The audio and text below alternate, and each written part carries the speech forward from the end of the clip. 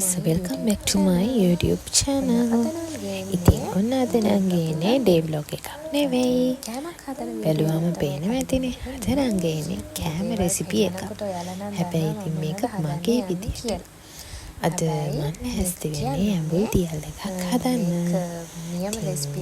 ඔන්න ඔය විදියට ගම්මිරිස්, එතකොට ගොරකා වලින් පේස්ට් එක, ලුණු මේ දේවල් ටික අරගෙන වතුර දාලා මික්ස් කර ගන්න ඕනේ.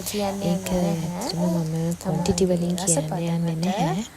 මොකද මම මගේ රස පදමල තමයි ඒක හදාගත්තේ. ඇඹුල් තියල් කියන්නේ ඉතින් ගාල්ල මාතර පැත්තේ කට්ටිය හදන කෑම එකක් නේ. මේක ඇත්තටම හැබැයි ඉතින් දන්න විදියට ඇඹුල් තියල් මේක හරිම විදියද කියන්නේ. මොකද මේ හදන්නේ මගේ ක්‍රමයට. හැබැයි ඉතින් මේ ක්‍රමෙත් හරිම රසයි, හරිම ලේසි. ඊට පස්සේ මං ගියා මම දැකලා තියෙන විදිහට මේ ගාල්ල මාතර පැත්තේ කට්ටිය මේ ඇඹුල් තියල් එක හදද්දී ඇඹුල් තියල් එක අතුරන හට්ටියට එහෙම නැත්නම් භාජනයට මේ කුරුඳු කොළ, කෙසෙල් කොළ, රම්පේ, කරපිංචා මේ වගේ දේවල් අතුරනවා.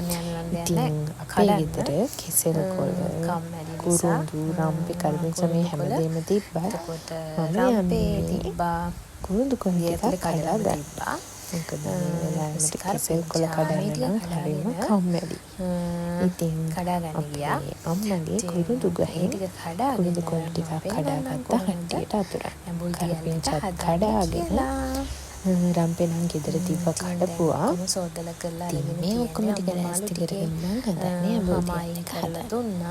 අම්මා ඇඹුල් තියල් එක හදන්න කලින් මාළු ටික සුද්ධ කරලා කියන්නේ මාළු වල අපි ගත්තේ කෙලවල්ලෝ. මේ මාළු එක අරගෙන සුද්ධ කරනවා කියන්නේ හැම අයින් කරන්න ඕනේ. හොඳට අයින් කරලා අපිට සෝදාගෙන තමයි මේ මාළු ටික ලෑස්ති කරගෙන තියෙන්නේ. ඊට පස්සේ මම මේ දැන් ලෑස්ති වෙන පස්සේ මාළු කෑලි ටික මම කඩගෙන ආපු කොළ ටික අතුරලා ඒ වගේ ටික පස්සේ රම්පේ, ඊට පස්සේ කරපිංචා මෙන්න මේ හදාලා අතුරගත්තා. ලස්සනයිනේ. ඔයාලට ලස්සන වීඩියෝ එකක් දැන් ඉතින් පේස්ට් එකේ මාළු කෑලි එක වීඩියෝ කරන්නේ තියාගන්න. ඒ නිසා මම ඇත්තටම කරන විදිහට පෙන්නන ගමන් කටින් කියන්න. ඉතින් හරියට ඉතින් ඊට පස්සේ අර මම හදාගෙන ආපු පේස්ට් එකේ මේ මාළු ටික එකින් එක තවරලා දන්නේ හට්ටියේ කොළ තවරගත්ත හට්ටියේ කියලා මම කියනවා මාළු කෑලි ටික අතුර ගන්න ඕනේ. හැබැයි ඉතින් මාළු කෑලි ටික අතුර ගන්නකොට එක උඩ එකක් උඩ තියන්න එපා. මාළු කෑලි ටික තැම්බෙන්න ඕනේ හොඳට. ඒ නිසා කෑලි ටික වෙනින්ම මාළු කෑලි ටික තියන්න ඕනේ. හොඳට හැබැයි පේස්ට් එකේ තවරන්න පෙන්නන්නම් කොයාලට. පේස්ට් එකෙන් තමයි රසය. මේකට හරියට හුලඟ ගොරකා සුළුකුණු අපේ ගොරකා සාමාන්‍යයෙන් තියෙන නිසා අඹරලා තියාගන්න විදියට තම්බලා ඒකට දාලා තම්බනවා.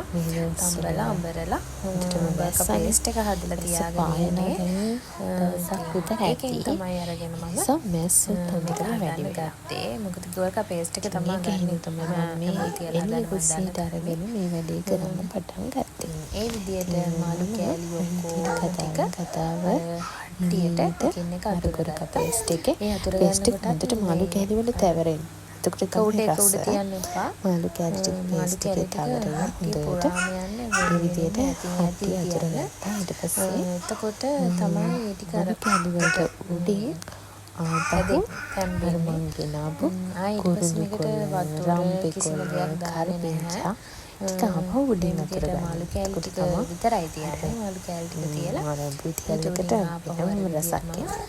ඔය හලදී ටිකට මේක එක දවසින් කරනවා නම් සුදු කරපිංචා එතකොට ඉඟුරු ඒ දෙක පාවිච්චි කරන්න පුළුවන්. හැබැයි කල් තියාගන්න ඕන මේ දෙක පාවිච්චි කරන්න. හැබැයි මම තාම ඒව දාලා හදලා නැහැ. ඒකත් මම ඇත්තටම කරලා තිබුණේ නැහැ. අඳුරන ආච්චි කෙනෙක්ගෙන් අහගෙන හදන්න ඉගෙන ගන්න විදිහත් එක්ක මට ඉතින් මම ඊට කලින් ඇඟුල් ටික හදලා නෑ වෙන. ඒ අහගෙන තමයි ඊට පස්සේ හදන්න ගත්තේ. ඉතින් ඇත්තටම මේ මම දැන් හදන්නේ මම හිතන්නේ 10 වෙනි පාරේට. දැන් මට මේ ක්‍රමය තමයි හරි ගිහින් තියෙන්නේ. ඉතින් මම දියටම මේ විදියට හදනවා. මේ විදිය හරිම ලස්සනයි. මම මේ විදියට ඇඟුල් ටික හදාගත්තා. පස්සේ මේක මැදගින්නේ හිමීට තැම්බෙන්න තියන්න ඕනේ. ඉතින් පස්සේ වීඩියෝ නෑ. මොකද චූටි මැණිකත් එක්ක වීඩියෝ කරන්න හරි අමාරුයි. ඉතින් thank you for watching.